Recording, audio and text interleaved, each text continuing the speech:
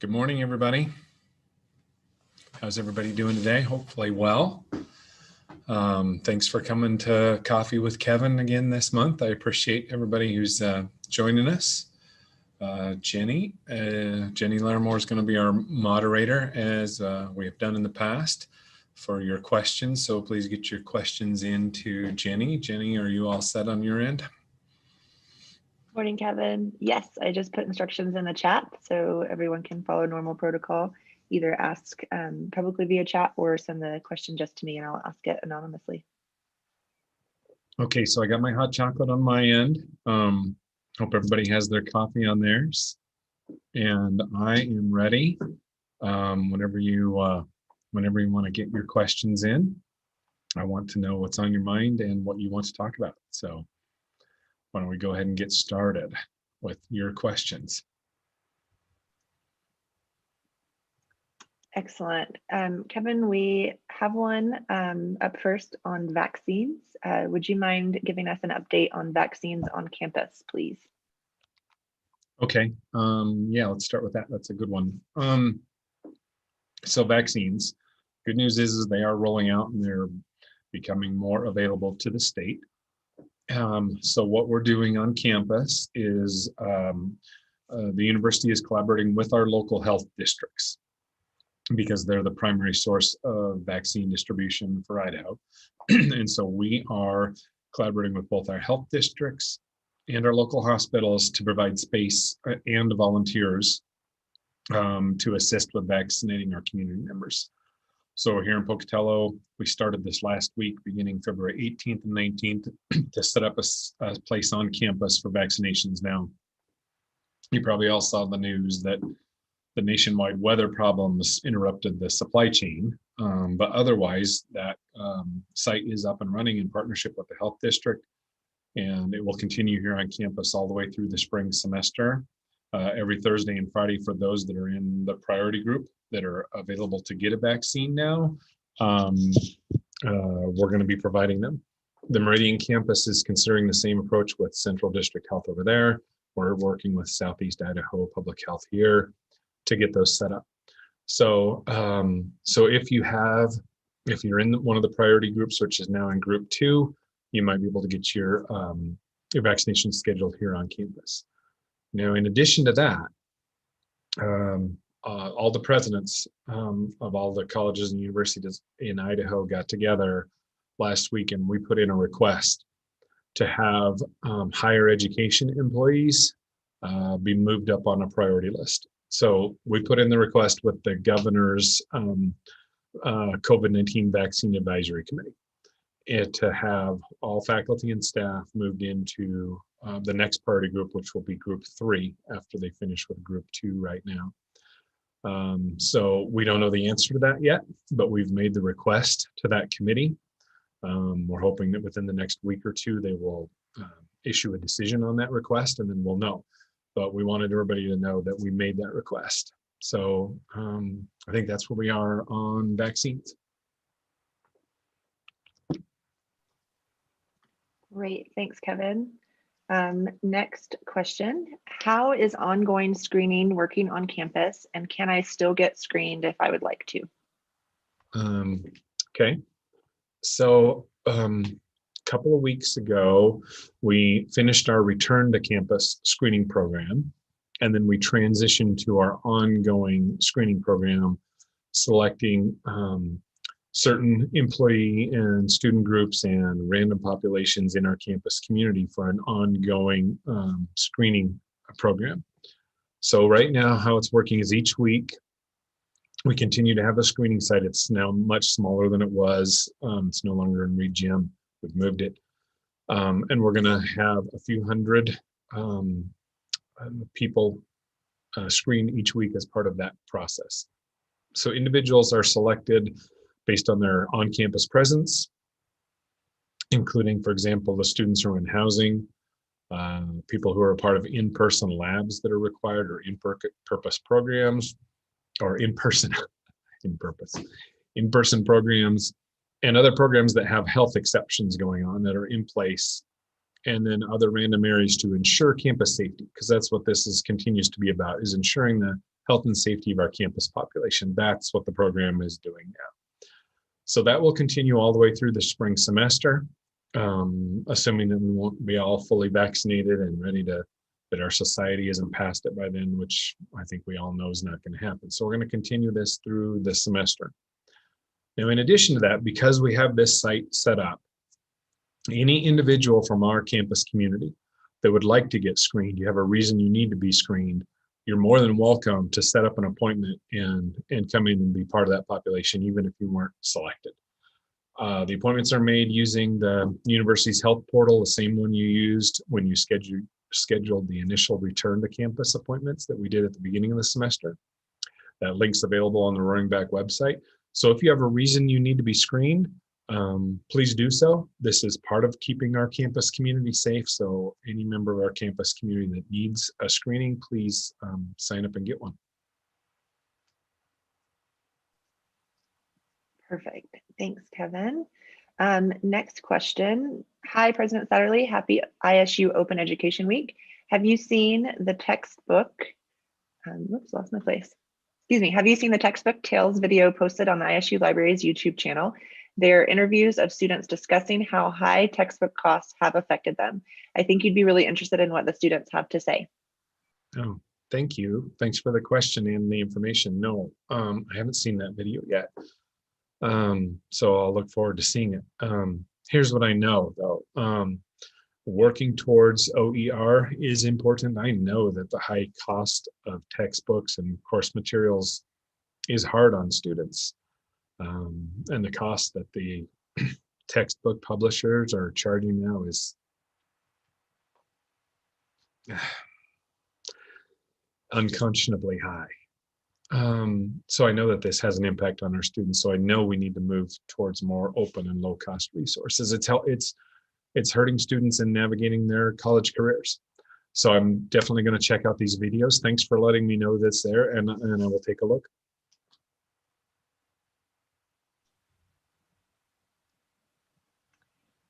Thanks, Kevin. How do we schedule the vaccine appointment if we are in an authorized group? Okay, so as you all know, I don't have every detail and everything, but as I recall, we sent out a communication last week about scheduling appointments with the local health district. When you're in an authorized group, it's the local health district that is scheduling those. The state of Idaho has a website dedicated to those who are currently in the priority group and then how to schedule. So you need to check out that with the health district and the state, but I think we sent out a communication on that last week, as I recall. So I think that information is out there. Okay, thanks, Kevin. I'll work on getting a link to that communication to share in the chat as well. Okay, thank you. Okay, next question. This may have been covered somewhere already, but what are the plans for summer term and fall term instruction? Are we staying with the model we have been using this spring? I've had friends and family ask if there's a plan to return to in-person instruction, and I'm not sure what to tell them. Okay, this is a great question. Because right now we are doing everything we can, but what we don't know is how long will it take for the vaccines to completely roll out. Everybody who wants one and should get one can. When we will have, herd immunity that the experts talk about. So at the moment, what we have to do is the old adage, prepare for the worst, hope for the best. So right now, we are planning to mimic the same schedule that we have done last fall and in this spring, and have that in place for summer and fall. However, there's a reason for that. That's because it's much easier once we get to the point where things are better to switch back to normal than it is if we plan for normal and then have to switch back again to social distancing. So right now we are keeping in place some of our plans in terms of the hybrid classes and the social distancing in the classrooms until we get the all clear.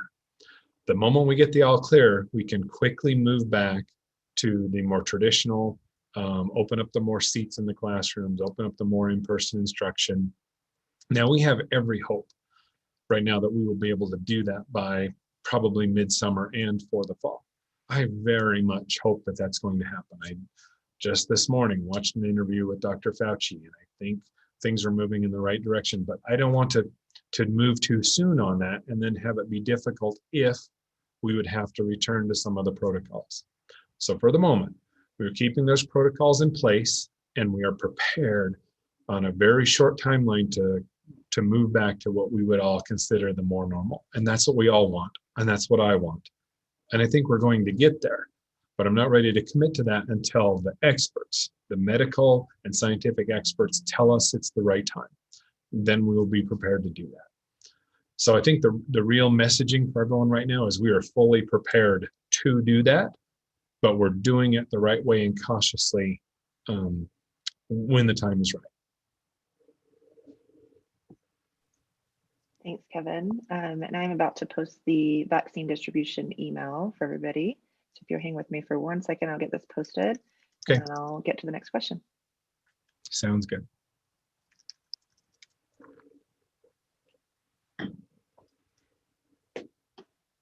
Okay, thank you. Next up, it sounds like enrollment at ISU and across the country is down. Historically marginalized populations seem to have lower enrollments compared to non-marginalized populations. What is ISU doing to address the low enrollment of these marginalized populations? Okay. Well, as I think everybody knows, enrollment here at Idaho State is a main focus. It's been a main focus since I arrived, and I think it's something that we are definitely working on. We are currently in the process and have a team developing a strategic enrollment plan so that we are not just doing it ad hoc, but we are trying to have a strategic approach to our enrollments. So the group that is working on this is looking at everything we need to look at, including collaboration across the entire campus. Enrollment isn't about one group, our enrollment staff. It's about our entire campus saying enrolling students is our mission. There are so many students out there who will benefit from a higher education. We are their chance to better their life through education. That is why we are here. And so we need the entire campus to come together and realize enrollment has to be a focus because that's our mission. So as they're looking at it, they are developing everything from where are the right target populations? How do we reach those students? How do we develop the communication? What's the message that we need to bring them about our advantages, about what we bring to the table from Idaho State University, how this education will help them? Who do we go after? Where are the students that would be likely to benefit from their enrollment here? And how do we get them, including all of those target populations? So that strategic enrollment plan is under development with a group of your colleagues who are working very hard on it. They've presented some preliminary information. It's very good. It's moving in the right direction. And once that gets more developed, we will be communicating with the entire campus about the details of that plan and how we're going to do it. And part of the reason we have to do it that way is because we need the entire campus to know that every employee, every faculty and staff member of this institution needs to realize that enrollment is all of our jobs. So it's going to take that level of focus on enrollment to include all of those students who traditionally face barriers to obtaining an education. All of those first generation students out there, like I was when I went to school, to help them realize this is their path. That's what we're going to work on. And when we develop that and roll it out, I think our campus will be pleased that we are putting that focus out there because it is our focus to reach out to those students. So thank you for that question because that really is what we need to focus on. Thanks, Kevin. Next question is about commencement, graduation. What can you tell us about the plan for spring commencement?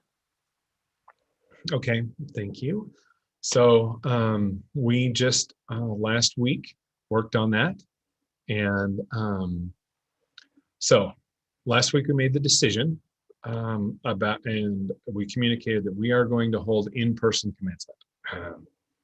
Very excited about that because I want to celebrate our graduates. That's the culmination of what we do, and I'm very happy about it. So right now, here's the plan. We plan to hold at least 2 and maybe even 3 full ceremonies on Saturday, April 24th, here in Pocatello to run our graduation ceremonies. And we will work on what we will be doing in Meridian as well. But as of now, we're looking at that Saturday, April 24th for 2 full ceremonies. Now, we'll make the final determination about whether it's 2 or it's 3 after we have the RSVPs and we see how many students want to participate in graduation. But holding more than one event will allow us to decrease the size and properly space out the graduates and the attendees that are in Holt Arena. So each ceremony, though, is going to be a full graduation, just with social distancing and with the right spacing and without contact, but otherwise it's going to be a full ceremony. No one will get a smaller version or without the full feel of a commencement ceremony. So depending on how many graduates we end up having, and then the number of ceremonies, then each graduate is going to receive a limited number of tickets so that the audience can be appropriately spaced for social distancing and well. So there will be attendance limits. So we'll figure out the number of tickets that students can have to bring guests to the ceremony. And then in addition to the ceremony, all the ceremonies are going to be live streamed online so that we can accommodate additional participation, or for those that can't attend or don't feel comfortable attending, will be live streamed so that they can watch their graduates. So we will be having an in-person commencement ceremony. Our team that's working on that is going to have a great plan for how it gets done. I'm very excited about that, but that's our current plan. Great, thanks, Kevin. I'm going to post some more information about commencement for further details in just a second. Next question. How has the lack of available recruiting events impacted the amount of students who are applying for to ISU for fall of 21? It has. And just so everyone knows, I have talked to my colleague presidents around the state and even in other parts of the country, and it's impacting everyone. The inability to host in-person recruitment events, our inability to get into the high schools in person to do some of the traditional recruiting that we do. I know that our current situation has impacted the availability of those types of activities. However, our recruitment team has worked hard to host high quality virtual events and to reach out to students and engage them here at Idaho State. Recruitment is essential to the institution, and we have to remain flexible to work through these challenges to make those important connections. We are hopeful that our fall enrollments reflect these efforts. We are planning to hold our annual Bengal Visit Day in May. This is our largest annual recruitment event. Admissions is holding virtual meetings with campus to get feedback about the event, how we can structure the events. We did a set of filming for every one of our colleges to create promotional videos. So we're trying to do a lot of work. The real answer, though, is I'd be disingenuous with you if I didn't say I think it is going to impact this fall's enrollment because we haven't been out there to recruit. So the sooner we can get back to in-person recruiting, the more we can accomplish that enrollment mission. But right now, I do expect that it will impact this fall's enrollment. Exactly how much it's too early to say. Great, thanks, Kevin. Next question, how are we doing at getting rid of the extra fees students pay for individual classes? I would love to see these fees go away. Yeah, whoever asked that question, you and me both would love to see those fees go away. I think it's not transparent for students when we go out and we post this is what it costs to attend Idaho State, and then they end up signing up for certain classes and then extra fees get attached to those. I don't like those. I don't like them at all. It's unfortunately part of Idaho's higher education fee structure, and it's built into that. And so I've been trying to address that, but that takes time because it impacts the overall fee structure. So right now, our campus is working on this, and as a state level, we're working on this as well. the State Board of Education is taking up a rewrite of their policy manual that talks about how fees are charged in Idaho's higher education system. So trying to figure out how much historical detail we need, but I think if we don't talk about it, it doesn't do it justice. So the way the state of Idaho originally started out more than 100 years ago was the state was not allowed to charge tuition. Tuition being defined as the cost of educating the student. The actual cost of classroom delivery was not allowed to be charged at all. So all the universities in Idaho had to come up with a fee structure that charged for everything but instruction, meaning you could charge for upkeep of the grounds, maintaining the physical plant. You could charge for student services. You could charge for things that supported but didn't directly implement education. And so fees got built into the system that charged for things other than the cost of instruction. Well, eventually that law got changed, but it wasn't that long ago. In fact, that law was updated within the last 20 years. But by then, Idaho's higher education system had built in these fee structures that once tuition was able to be charged, meaning charging for the cost of education, there was still all fees built in everywhere. So the state is trying to work towards a more transparent pricing structure where we say, this is what it costs, and once you come to school, that's it. At the same time, struggling with the fact that certain courses cost more to deliver than others. And the question is about fairness. Do you charge the students who take that high cost course, or do you charge everybody a little bit more and then everybody's equal? And that's a really difficult question, and it's one to which there isn't just one answer. So unfortunately, it's a very complicated system. It isn't just as simple as let's charge a few extra fees here or there. It's that's part of the whole fee structure Idaho's higher education system was built in. What do I think? I think that these costs, these individual classroom costs, are a barrier to students, and they end up getting a bill they weren't prepared to pay because it wasn't listed in when we say this is how much it costs. I don't like those kind of barriers for our students. So I would love to change those. So we are working on it. We're trying to get there. It's going to take a while. I just hope everybody knows that I am trying to address that, and the state is trying to address that. And then finally, I apologize because I think I way over answered that question. But that's really the background of why this is not a simple fix.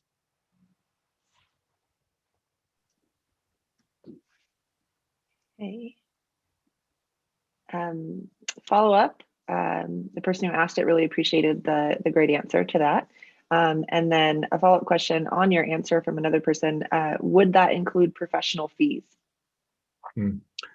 Professional fees are part of the changes that the state is looking at, but it's probably I think it's unlikely that that's going to go away, because those certain programs are ones where the state has recognized they are definitely, the entire program, it's not about one course, but the entire program is a very high cost delivery. Or in some cases, and let's just be honest about this, in some cases, they're in programs that the state has decided not to fully fund, meaning the state isn't putting money into those programs at all. And so if a student wants access to those, the student has to pay the full cost of them. If the state is saying they won't put any money into those programs, but we still want to offer them, we don't have much choice other than to charge those students or increase everybody's tuition pretty dramatically to make up for the difference. And that's a tough one, because those professional fee programs end up costing a lot because of that.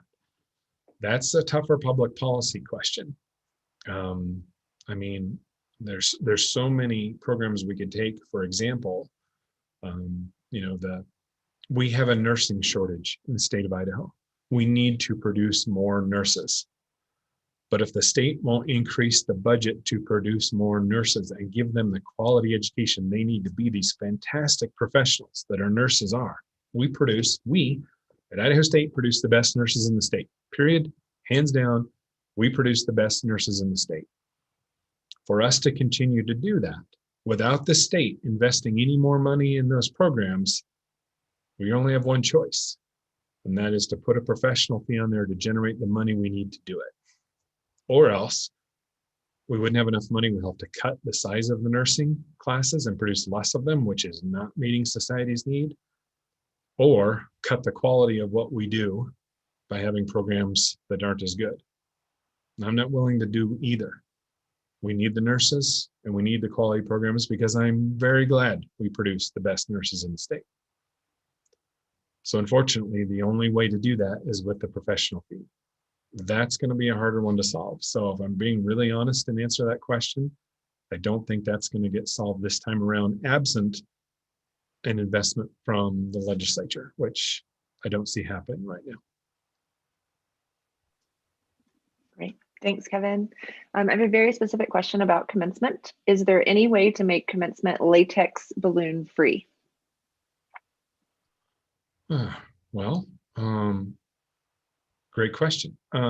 As I recall, and again, someone like Allison Johnson would be a better person to answer this for me than me.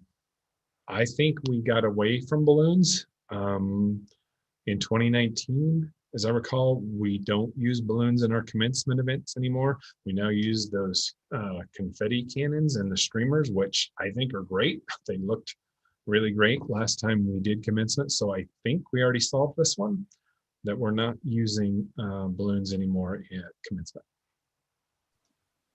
Great, thanks, Kevin. And just confirmed with our event planner that we are currently balloon free. Yeah. You are correct. Great, thank you for confirming that.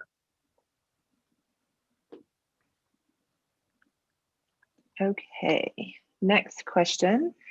In addition to an increase in higher education budgets, the governor and legislative CEC committee has recommended a 2% change in employee compensation for permanent state employees that is to be based on merit and a 2% pay structure shift. If JFAC approves this request, would 4% funding be available for employee raises based on merit? We are getting some fantastic questions today that deal with the real heart of how Idaho's higher education system is funded. So, very direct answer to your question, and then I will explain. The very direct answer to your question is no. That's not how it works. And here's why. When the legislature appropriates money for CEC, and it hasn't happened yet because they haven't started setting the budgets yet. That's the recommendation. So we don't even know what that percentage is yet. Higher education's budget isn't even on the schedule until March 3rd, I think. So we don't even know this yet. But when the state, let's assume the state does say 4% is the pool for raises.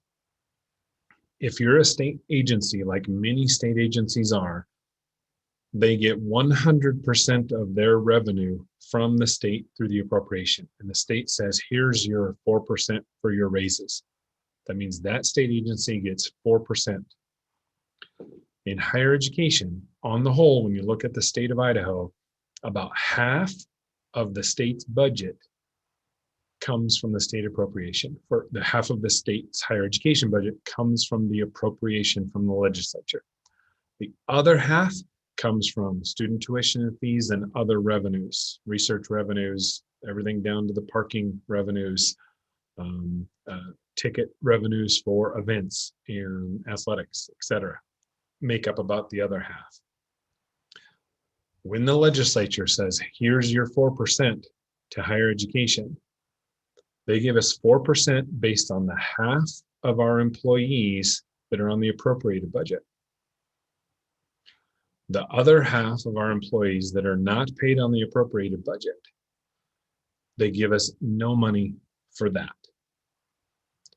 So that means we have, the only way we can continue to have a 4% pool is if we raise tuition and raise fees and raise ticket prices and raise parking rates and do all of those other things to raise enough money to have 4% for all those employees, about half when you look at higher ed, that are not on the appropriated budget.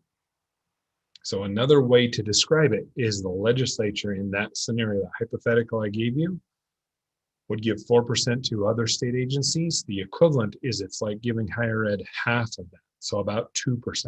That's the amount we'll be given as a pool, is about 2%. So we would have to find enough money to make up that other 2% to make it work. And historically, what we have done and what higher ed has done for 30 or 40 years, not longer, is raise tuition every year. So first we have to find out what the legislature sets as the percentage. We have to figure out what they put in the budget and then figure out how we're going to fund the rest of that raise. That's the real life answer to how higher ed budgeting works in Idaho. And again, I feel like I've over explained it, but I'm trying to be candid with everybody about that's where the money really comes from. So that's where we are. First of all, before we move on to anything else, did my explanation make sense? Did I do a good enough job of that? Is there a follow-up we need to have about that? Because this is a really important issue, and I was answering that sort of off the cuff, and I hope I did it justice. Thanks, Kevin. I'll let you know if there's any follow-up about that one. Thank you. If we could jump back to enrollment for a second. Regarding enrollment, how does enrollment being everyone's responsibility apply to faculty and their specified contract time? Non-classified are expected to work until the job is done. Does the same apply to faculty for things like attending a Saturday recruitment event? Well, that sounds like, here's the thing. I guess the ultimate answer is yes. Recruitment is something that we all have a role in supporting. I recognize that many of our employees, not just faculty, but many of our employees work with different contracts and different work schedules. Some of our employees are on an hourly basis. Some are on an annual basis with their compensation. Some are required to have recorded and paid overtime. Some get comp time, some get no compensation for their overtime. But on a very basic level, all faculty and staff can support recruitment. When it comes to the right conversations we need to have with the prospective students when they visit for campus tours, everyone has a responsibility to be part of that. That's my expectation. My expectation is it's not about contract time.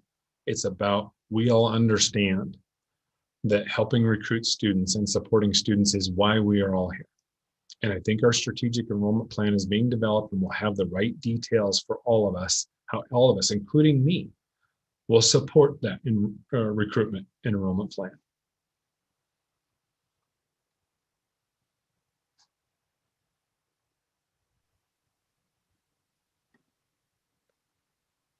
Thanks, Kevin. Next question. I have loved the flexibility in how classes are being held, recorded, online, or in person, and so forth, as well as the extra effort faculty have been putting in to accommodate students. I am hopeful that these types of things will be part of university life after the pandemic. Can you speak to this? I think it would have a big impact on retention. I agree. I agree completely. So we currently have a committee in academic affairs that's evaluating these changes. The distance-based instruction, the hybrid classes, the high flex classes, all of those things. Looking at all the changes that we made and how we have utilized those in the last 2 semesters to make a recommendation on which of these items should we permanently implement going forward because it's the new way of doing business. The new flexibility that we've created with these classrooms and the owls that we put in the classrooms can increase access to students who otherwise couldn't come to campus. It's allowed students to tune in to our classes in a whole new way, that it's not just about asynchronous online learning, but synchronous classroom participation from a remote site. I think there's a lot to learn. I think this opens up a new access point for so many students. It probably accelerated where we were going to go eventually anyway. But the onset of the pandemic has accelerated that conversation, and now it's an expectation. So I got to tell you a story. I've told it several times in different forms, but I'll tell it here. So in the fall semester, I was taking a walk out on the quad, and I went for a walk, and I walked out to where there were two of our students sitting in those Adirondack chairs we have out on the quad. And they're sitting there, they have their laptops open, and I walked up to them. I had my mask on, but I walked up to them and I said, "Hi, how are you doing? How's your day going?" Just to make conversation. And the student said, "We can't talk right now, we're in class." And so I was interrupting class time. Well, they were in a class that was meeting right then, that was going on in the business building, in the College of Business. So the class was meeting in the College of Business, but they were in that class remotely, sitting out on the quad in their Adirondack chairs. That's fantastic that they could still participate, but didn't have to be in the classroom at the time. To me, this opens up the fact that a student who is otherwise placebound, who's living in Rockland or in Malad or in Bonners Ferry or somewhere else outside the state of Idaho, can be in class, but not have to be here physically in class. We need to embrace that. We need to find out how to utilize that and make that a part of what we do going forward. And I know that from a teaching perspective, there will be times when that doesn't work, that certain types of classes will require for the right reasons that they need to be physically there. And we will figure that out for those classes. But we're in those courses where it does work, and the faculty can teach in that in a way that still works, we should figure out how to embrace that, because it's going to embrace a new group of students. Again, those students who will benefit from having higher education that we can provide. We need to embrace that. So now that I've given the long answer, the shorter answer is yes, we definitely should continue that flexibility where it works.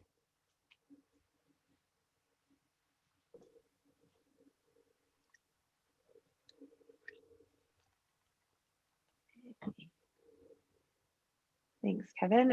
Next question is about football. Will there be football seating this fall?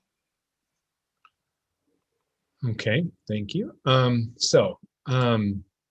You probably all saw that a week and a half ago, the State Board of Education announced that our athletic events could have up to 40% enrollment at athletic events.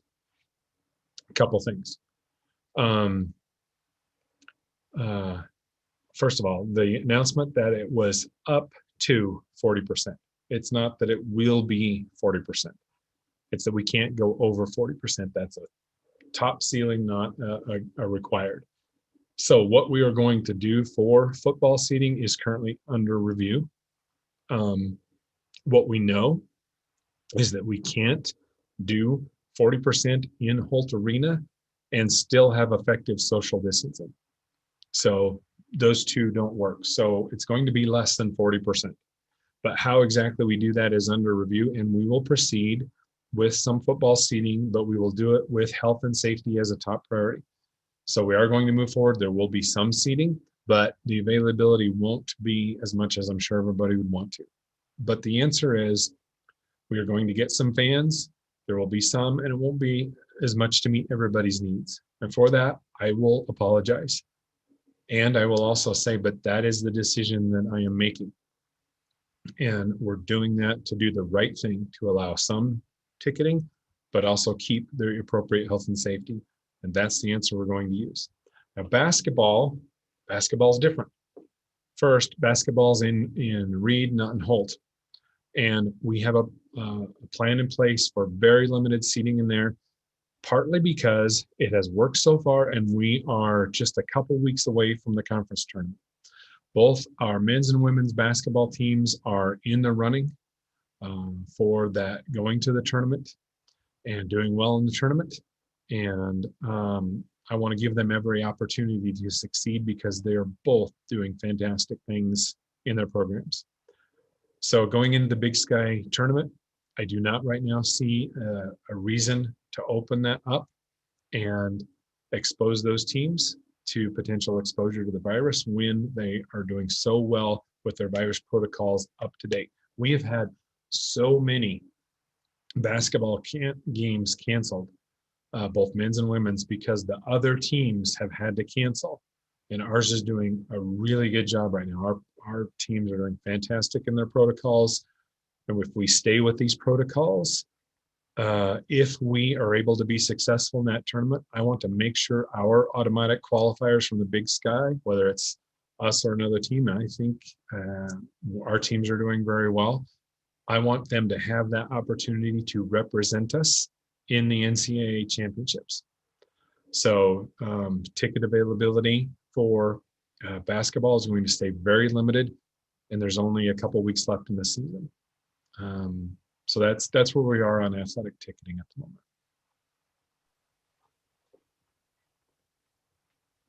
Hey, thanks, Kevin.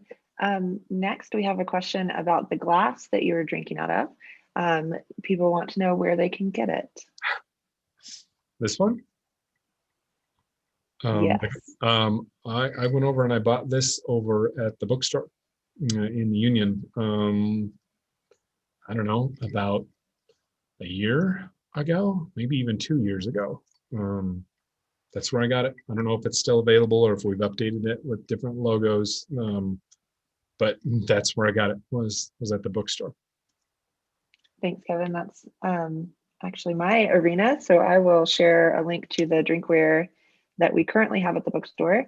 I know they are restocking the mugs. They've been wildly popular at the bookstore this semester already. So I know they're ordering some more, but you can see what we currently have and then know that there will be more coming. Okay, great. Thanks, Jenny. You bet. Okay, give me 1 second. I'll be right with you.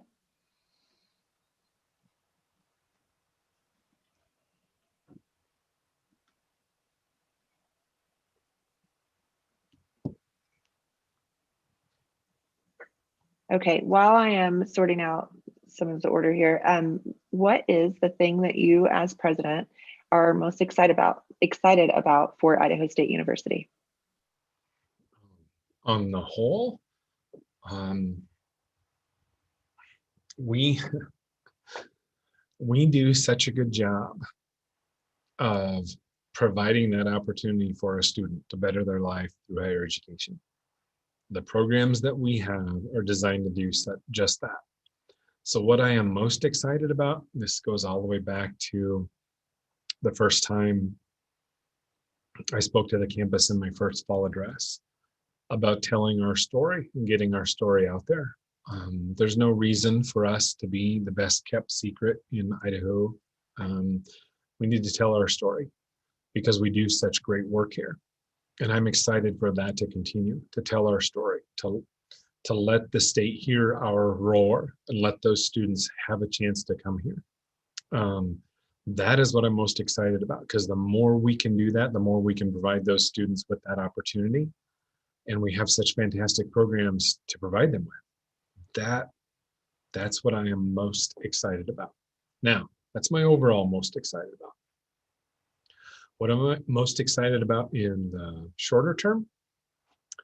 I am so excited about this fall, because if we can stay the course, if we can continue our current safety protocols of masks and distancing and hand washing, and if we do the right thing between now and the fall, and the vaccines roll out the way they are, and people have an opportunity to get vaccinated, I am so excited that this fall could be that return to what we all want it to be.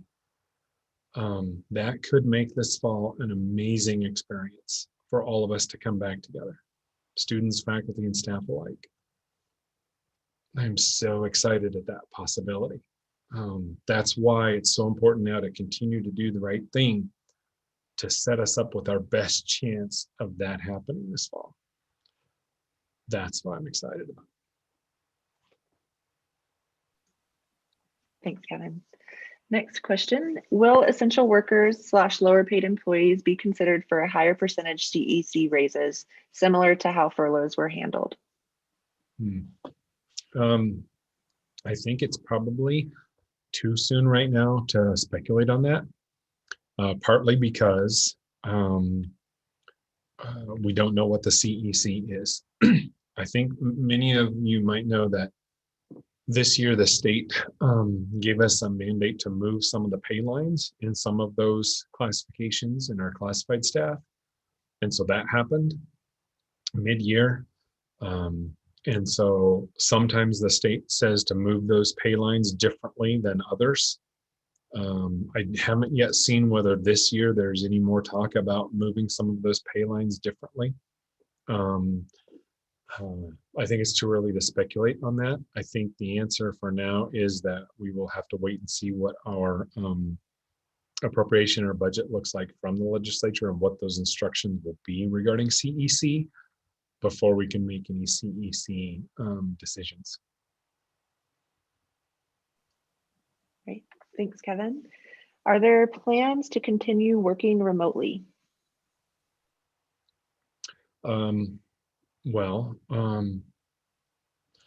So one of the things that we definitely learned about this year is a lot about how we can keep our organization running with many of our team members working remotely.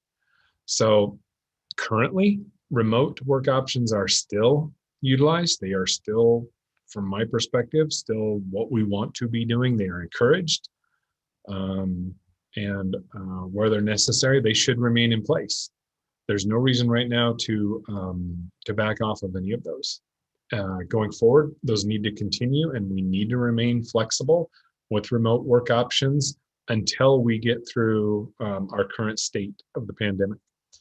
Our human resources team is taking the lead on providing the recommendations that encourage health and safety of employees as it relates to remote work. So as of now, those should continue. Once we are post-pandemic and we evaluate how things are working, we will need to again evaluate what lessons did we learn from it and what should we be doing. And I think we should. That's part of continuous self-improvement. So we'll look at those. But for the moment and going forward, yes, we need to remain flexible and continue to encourage that. Thanks, Kevin. Next question. I want to check with you if we can have you encourage ISU communities to attend the Black History Month celebration. Today we had only 16 people join us for our first event. We have put a lot of time and effort for Black History Month celebration, and people not showing up is very discouraging. Yeah, well, I'm sorry to hear that, because I know a lot of work did go into that.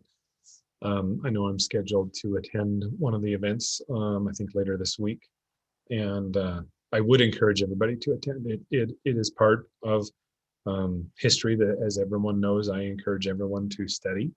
And I do encourage these events. And so please, everyone, a lot of our staff put in a lot of time to work on these. So please do attend those.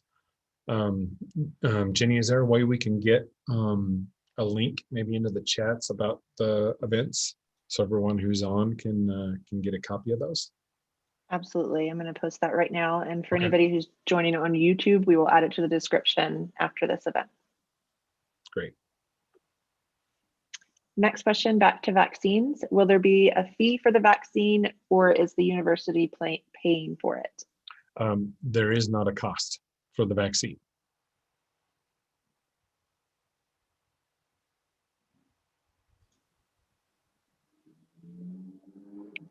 Okay, next, also related to vaccine, for those of us who are teaching during the summer semester in person, when could we receive the vaccine?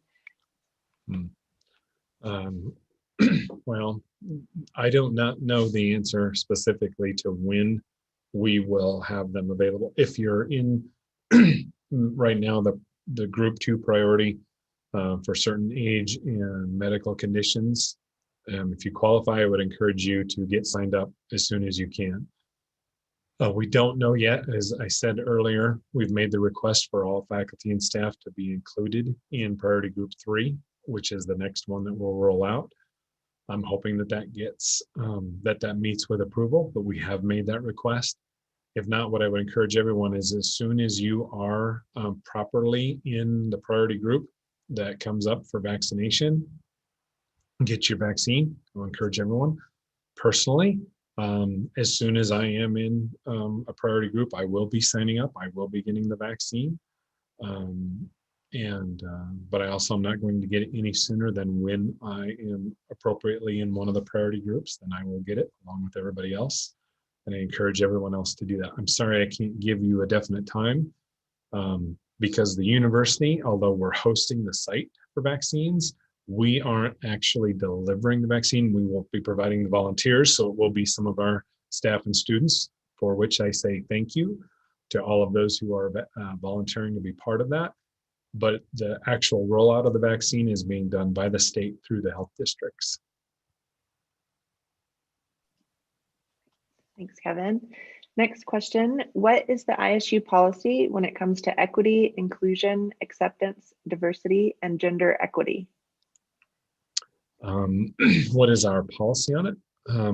Our policy is that those things are important. They are important as part of our society, and therefore they are important as part of Idaho State University. Inclusion and acceptance and equity is fundamental. Equal justice under the law is entitled, everyone in our society is entitled to that. I firmly believe in it. Equity inclusion has a website that our Office of Equity Inclusion has a website that lists all of our policies on these matters. I encourage everyone to read those. Anyone who feels they are not being treated fairly in any way should reach out to our equity and inclusion team. My answer fundamentally is those are incredibly important at Idaho State, and I am committed to those concepts.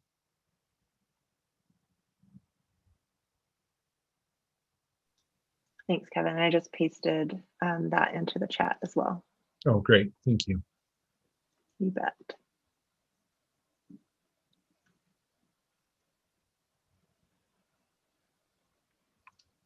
And we had some follow-up questions about Black History Month events, whether or not we can attend virtually. And I believe it's my understanding that they are all virtual. So attending the isu.edu/drc/events chat that, or URL that I chatted can take you to the Zoom links for that. Okay. If there's any confusion there. We have a note of thanks to you for not jumping in the line to get your vaccine. Yeah. Okay, so here's a note that someone is baffled that only K through 12 teachers were authorized to get vaccinated early. Why weren't university teachers included in the idea? Okay. First, a disclaimer. This is my understanding of how that decision was made. I'm not trying to claim that it was the reason, because I'm not part of that task force that is making those decisions. And I don't want to cast any misinformation. This is what was communicated to me, but there may have been more reasons. There might have been a lot more behind it. And so I just want to make sure I'm giving the right disclaimer. I'm not trying to give you the reason. I'm giving you my understanding of why we didn't go in with K-12 teachers. What the committee saw was how well Idaho's higher education system, which means a compliment to all of you out there, a great compliment, how well we responded, and that we found a way to continue our mission with the right level of social distancing, with very small compared to the populations around us, outbreaks on our campuses here and at our sister institutions. The outbreaks were very small compared to communities in general. And they felt that we had done such a good job of that we were able to continue longer than the problems they had in the K-12 setting. They found that the K-12 setting didn't lend itself as well to the social distancing, to the hybrid classrooms, to the high flex approach. And that in order to get the students in K-12 back in the classroom to a more sense of what their normal was, they could not do without vaccines, that it was going to be required to get there. And they felt higher education was operating so well that it moved us down the priority. Now, again, that may not be the reason. That might not be the final reason. There may be a whole lot more behind it. I just know that's what was communicated to me. And so that's why we came back with the request of, but put us somewhere in that priority system. Because ultimately, the question that came up earlier, in order to impact our enrollments, and in order to impact those students who want and need a higher education, we need to get back to that same sense of normal and to protect our population. And we're not going to be able to get there until we can have the vaccinations, which is why we've come back to ask for that priority list again. So anyway, that's my understanding of how that was done. Thanks, Kevin. That's all the questions that we have, but I would love to turn it back over to you for any closing thoughts. I don't know necessarily that I have any closing thoughts today, other than to say thank you. We have been through a lot. And the good news is that we not only see the light at the end of the tunnel, but we're past that. We have a path to getting through this. The vaccinations are there. They work. They're working all over the world. They are medically appropriate and they're working. And that is our path to getting out of our current situation. So we need to keep our protocols in place and then work our way through that path so that it is more than a light at the end of the tunnel. It is our path to getting back to where we were. And so everyone, thank you for all that you have done, and stay the course. And as we stay the course and move forward, we are going to get through this and get back to doing what we like. So thank you all so very much. And I hope everybody has a good day. Thanks for tuning in, and we'll talk again soon.